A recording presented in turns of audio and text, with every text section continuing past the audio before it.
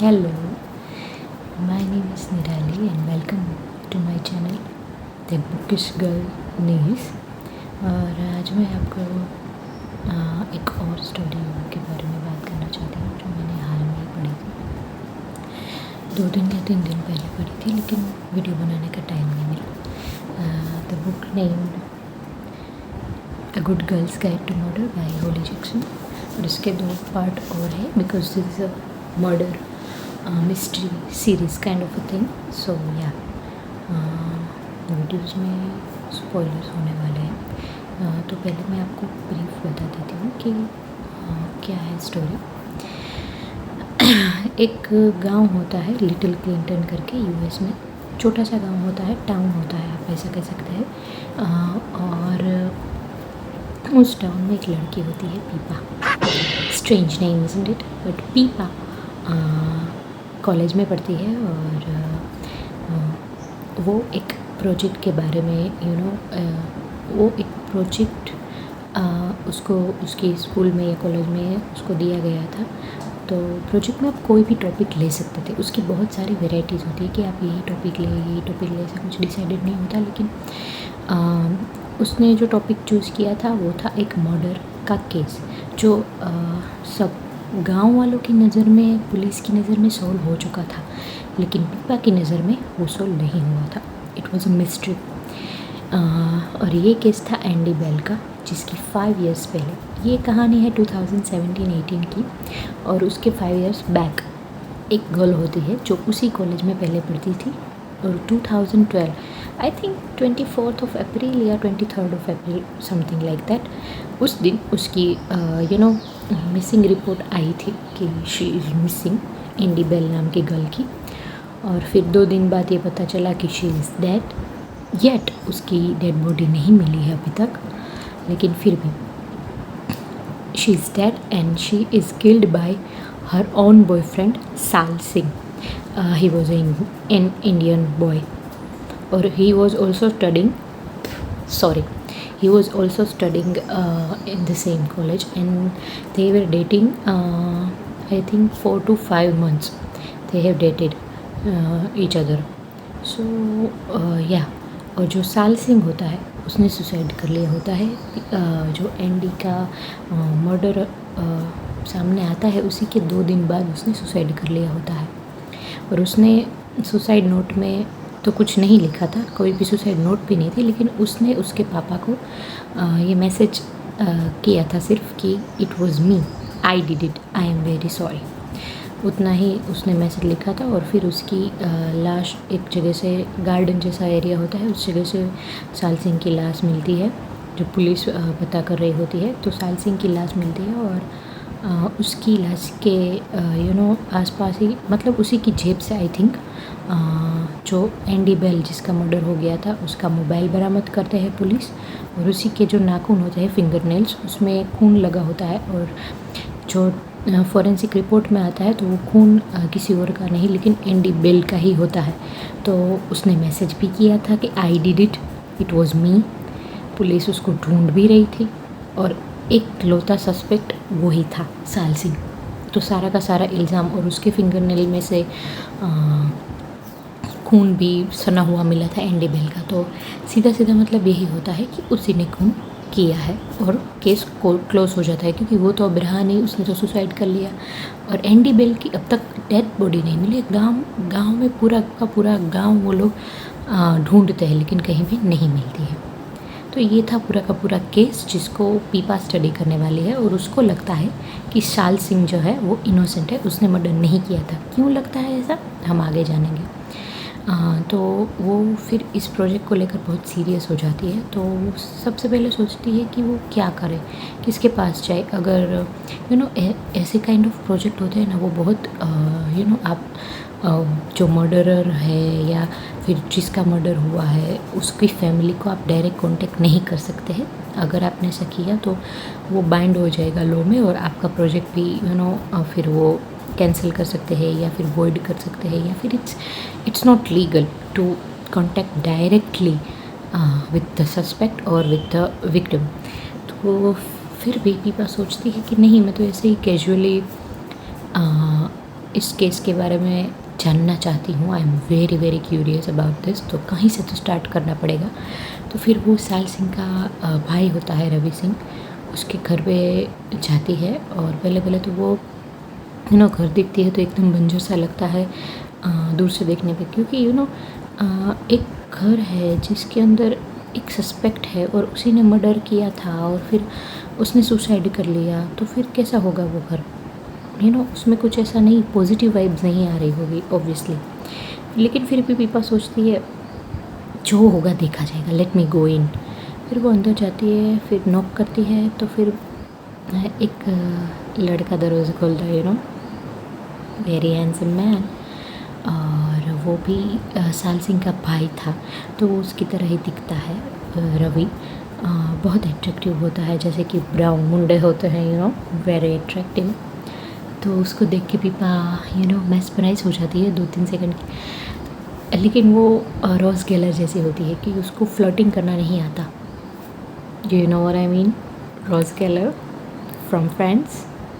अगर आपको पता है तो आपको पता है, if you know you know, if you don't you don't. तो वो ट्राई करती है कि क्या बोले, उसकी कहाँ से स्टार्ट करें। या मतलब अगर इतना गुड लुकिंग गाय आपको पहली नज़र में दिख जाए तो आप उसको क्या फ्लर्टिंग करना तो आता होता है। मुझे भी नहीं आता वैसे, और मैंने कभी की भी नहीं। I am married by the way, okay forget that, it was out of topic. तो फिर वो रवि सिंह को पूछती है, may I take your chief second? तो रवि सिंह बोलता है chief, what do you mean by that?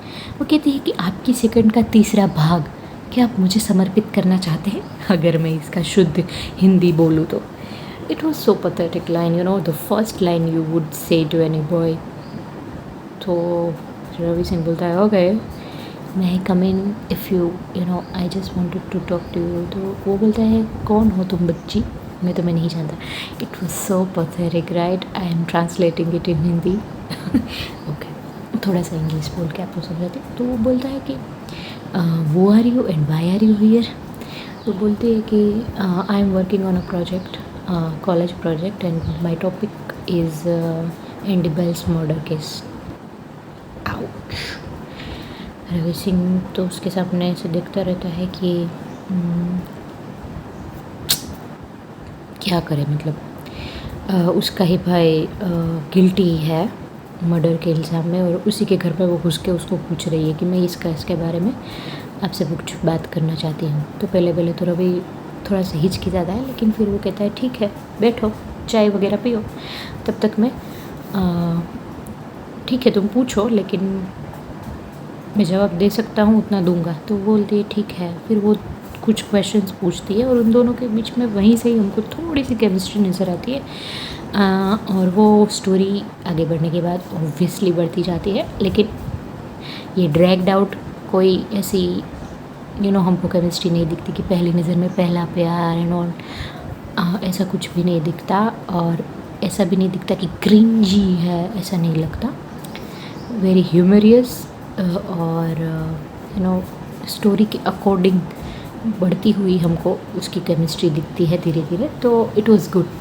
फिर उसको कुछ क्वेश्चंस पूछती है और फिर लास्ट में वो इतना बोलते हैं कि, लेकिन वो उसके घर पे देखती है तो बोलते हैं कि आपके मम्मी पापा इधर नहीं रहते? तो वो बोलता है कि नहीं, अगर इधर रहते तो तुमको बाहर निकाल देते हैं क्योंकि तुम इस बारे में मुझसे पूछने आई हूँ। तो मम्मी पापा का ज़रा भी पसंद, अभी तक वो 5 साल हो गए लेकिन मैं भी नहीं उभरा हूँ उस गम से और वो भी नहीं उभरे हैं।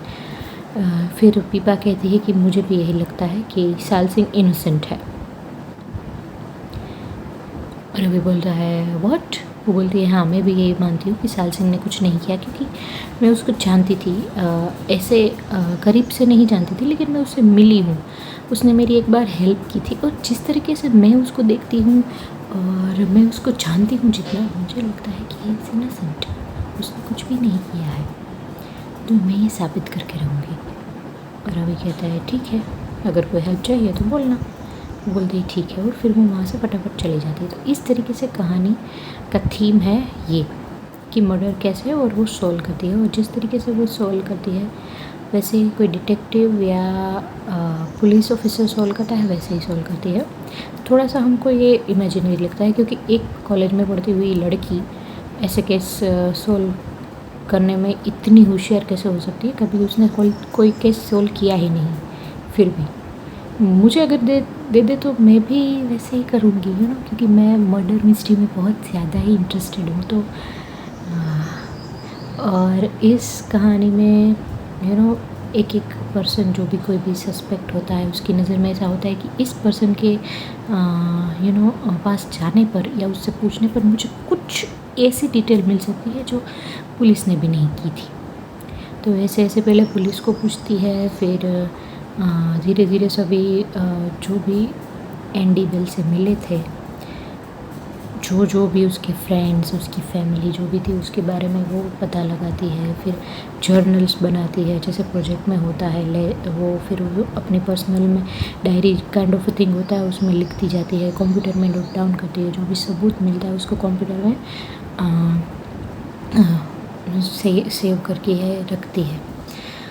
इस तरीके से वो बहुत अच्छी तरीके से उसका पूरा का पूरा पर्सनल लाइफ, उसकी कॉलेज लाइफ, उसको साइड में रख के वो सिर्फ इस केस में ध्यान देती है और बहुत सीरियसली इस केस को लेती है। फिर धीरे धीरे रवि भी उसकी हेल्प करता है केस सोल्व करने में, और वो केस सोल्व कर लेती है।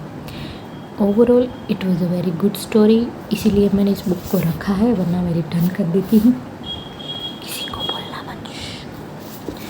तो इस स्टोरी को मैं देना चाहती हूँ 5 out of 5 stars, yes of course, क्योंकि इसका मुझे थीम बहुत अच्छा लगा। ऐसा नहीं लगा कि ये इमेजिनरी है बिल्कुल भी, या इसको ड्रैग किया जा रहा है, लंबा खींचा जा रहा है। ऑफ कोर्स इसमें ट्विस्ट एंड टर्न्स होंगे, आपको लगेगा ये किलर हो सकता है, ये किलर हो सकता है, लेकिन फिर आप गेस नहीं कर पाओगे, आपको सभी में शक जाता है। और यही एक अच्छे मिस्ट्री बुक की खासियत होती है कि आपको सभी में शक जाए, जब वो खास करके मर्डर मिस्ट्री हो तब।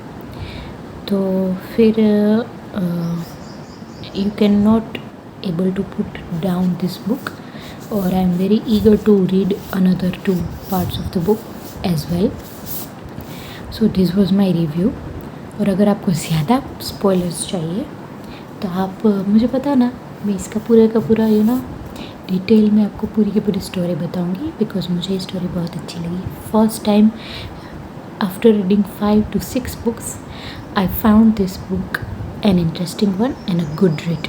So 5 out of 5 stars for me. Thank you for watching. Keep loving, keep listening, keep watching. Bye.